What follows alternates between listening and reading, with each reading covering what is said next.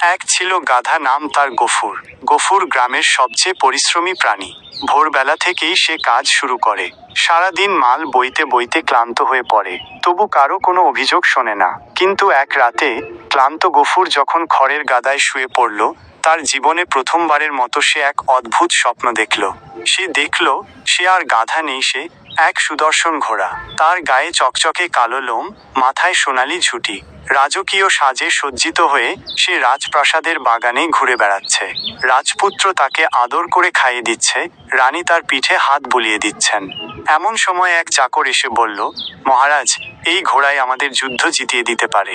রাজা খুশি হয়ে তাকে যুদ্ধের জন্য প্রস্তুত করলেন। কিন্তু হঠাৎই গফুর অনুভব করল তার গায়ের চকচকে লোম উধাও হয়ে গেছে, সে আবার গাধায় পরিণত হয়েছে। সৈন্যরা তাকে ধাক্কা দিয়ে বলল, এটা তো একটা সাধারণ গাধা, যুদ্ধ করতে পারবে না।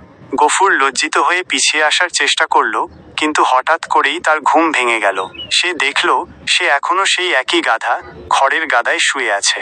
গফুর তখনই বুঝল স্বপ্নের রাজপ্রাসাদ, রাজপুত্র, যুদ্ধ সবই মিথ্যা। সে গাধা, তার কাজই হচ্ছে বোঝা টানা।